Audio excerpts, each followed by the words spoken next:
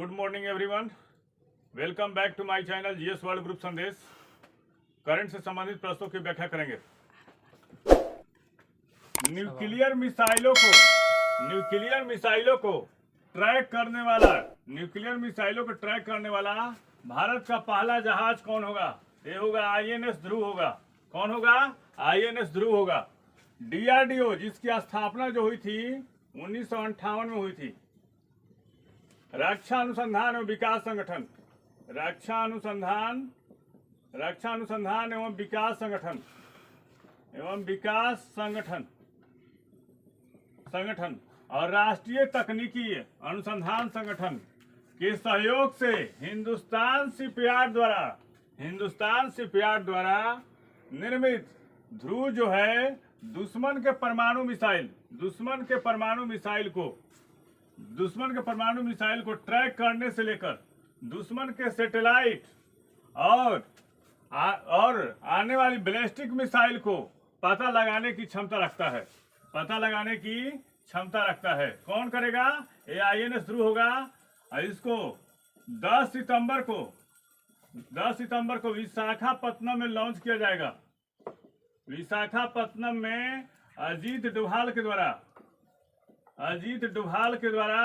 Launch किया जाएगा। अजीत डोभाल के द्वारा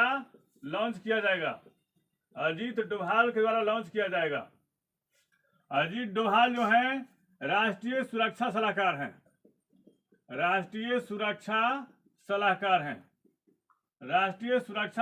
हैं। नेक्स्ट क्वेश्चन पे आते हैं।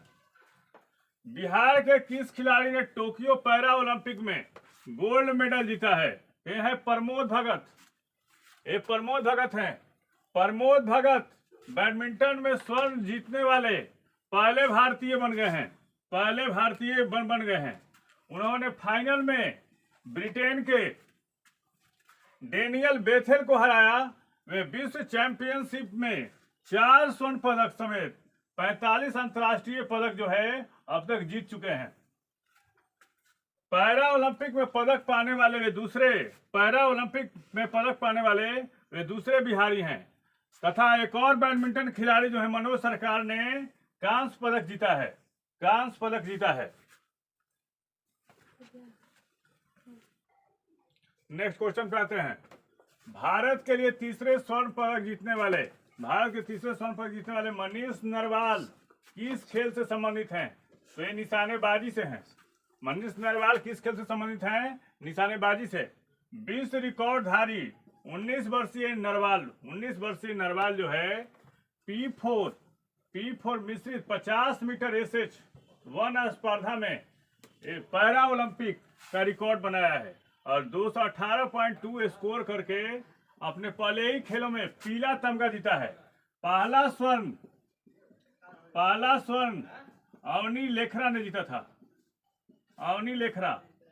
दूसरा स्वर्ण सुमित नांगल और तीसरा जीता मनीष नरवाल ने और चौथा स्वर्ण प्रमोद भगत ने जीता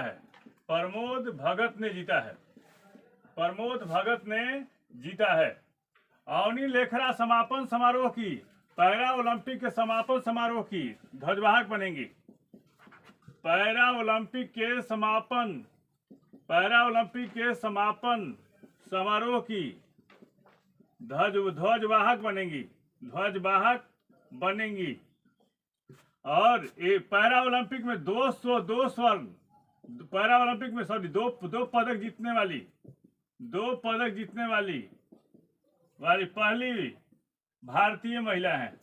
पहली भारतीय महिला हैं।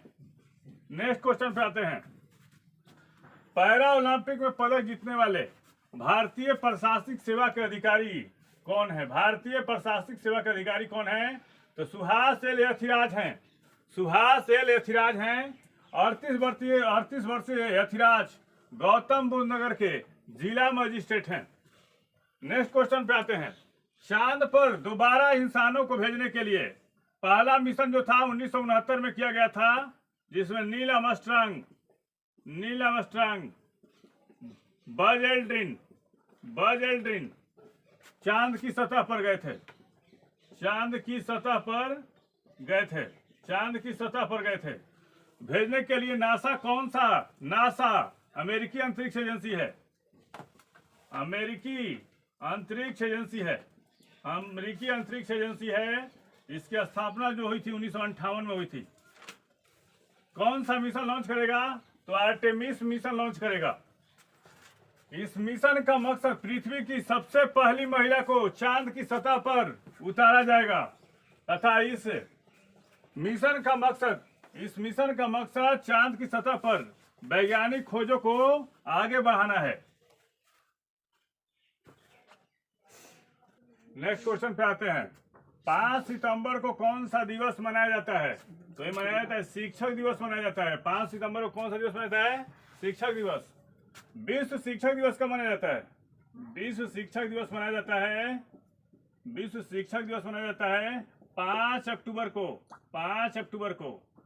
और नारियल दिवस कब मनाया जाता है, नारियल दिवस मनाया जाता है 2 सितंबर को, नारियल दिवस कब मनाया जाता है 2 सितंबर को। और 30 अगस्त को कौन सा दिवस मनाया जाता है, राष्ट्रीय लघु उद्योग दिवस, राष्ट्रीय लघु उद्योग दिवस। 30 सितंबर को कौन सा दिवस होता है, राष्ट्रीय लघु उद्योग दिवस। 21 अगस्त को कौन सा दिवस मनाया जाता है, 21 अगस्त को आतंकवाद विरोधी दिवस, आतंकवाद विरोधी दिवस, आतंकवाद विरोधी दिवस। 20 अगस्त को कौन सा दिवस मनाया जाता है, 20 अगस्त को मनाया जाता है सद्भावना दिवस, सद्भावना दिवस मनाया जाता है। राधा कृष्णन भारत के एकमात्र दार्शनिक राष्ट्रपति थे, भारत के एकमात्र दार्शनिक राष्ट्रपति थे, दार्शनिक राष्ट्रपति थे, राष्ट्रपति थे तथा 2 बार उपराष्ट्रपति रहे, 2 बार उपराष्ट्रपति रहे, 2 बार उपराष्ट्रपति रहे। राधा कृष्णन के आदर्श शिक्षक जीवन के प्रति, आदर्श शिक्षक जीवन के प्रति सम्मान व्यक्त करने के लिए शिक्षक दिवस की संकल्पना की गई। उनके जन्म दिवस को शिक्षक दिवस घोषित किया गया। किस हाई कोर्ट ने गाय को राष्ट्रीय पशु घोषित करने का सुझाव दिया है, इलाहाबाद हाई कोर्ट ने। इसकी स्थापना जो हुई थी 1866 में हुई थी। मुख्य न्यायाधीश इसके जो हैं मुनीश्वर नाथ भंडारी हैं। भारत का राष्ट्रीय पशु बाघ है, भारत का राष्ट्रीय पशु जो है वो बाघ है। अगर गाय को राष्ट्रीय पशु घोषित किया जाता है, इसके लिए संशोधन करना पड़ेगा, इसके लिए संशोधन करना पड़ेगा, संविधान में संशोधन करना पड़ेगा, संविधान में संशोधन करना पड़ेगा। तालिबान ने अफगानिस्तान का सुप्रीम लीडर किसको बनाया है, हिबतुल्लाह अखुंदजादा को। ईरानी मॉडल पर सरकार बनाए जाने की संकल्पना की गई है। सरकार बनाए जाने की संकल्पना तालिबान द्वारा की गई है, तालिबान द्वारा की गई है। तथा मुल्ला बरादर तालिबान के नए मुखिया होंगे। मुल्ला बरादर जो होंगे वो तालिबान के नए मुखिया होंगे, तालिबान के नए मुखिया होंगे, तालिबान के नए मुखिया होंगे। एशियाई स्क्वैश महासंघ का उपाध्यक्ष किसको बनाया गया है, तो साइरस पोचा को बनाया गया है। भारतीय स्क्वैश रैकेट महासंघ के महासचिव कौन है, वो साइरस पोचा है। इनको एशियाई स्क्वैश महासंघ का उपाध्यक्ष नियुक्त किया गया है। स्क्वैश में खिलाड़ियों की संख्या 1 या 2 होती है, 1 या 2 होती है। हाल ही में चर्चा में रहा माघरेव क्षेत्र किस देश का हिस्सा है, तो ये अल्जीरिया का हिस्सा है। किस देश का हिस्सा है, अल्जीरिया का। माघरेव क्षेत्र जो है वो भूमध्य सागर का एक हिस्सा है, भूमध्य सागर से इसकी सीमा लगती है। भारत और अल्जीरिया के बीच नौसैनिक अभ्यास इसी क्षेत्र में हो रहा है। किस क्षेत्र में, माघरेव क्षेत्र में हो रहा है। अल्जीरिया अफ्रीकी महाद्वीप का सबसे बड़ा देश है। अल्जीरिया जो है अफ्रीकी महाद्वीप का सबसे बड़ा देश है। हाल ही में किस देश ने भारत समेत 9 देशों से यात्रा प्रतिबंध हटाया है, तो फिलीपींस है। फिलीपींस के राष्ट्रपति रोड्रिगो दूते हैं। और भारत और अन्य देशों, कौन कौन देश हैं भारत के अलावा? Pakistan, Bangladesh, Sri Lanka, Nepal, UAE, Oman, Thailand, Malaysia और इंडोनेशिया से प्रतिबंध को हटा लिया है। फिलीपींस की राजधानी मनीला है। यहाँ पे एशियाई विकास बैंक है। यहाँ पे कौन है? एशियाई विकास बैंक। एशियाई विकास बैंक है जिसकी स्थापना 1966 में की गई थी।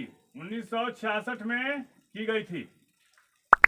अगर हमारा चैनल अच्छा लगता है तो इसको लाइक और सब्सक्राइब जरूर करें।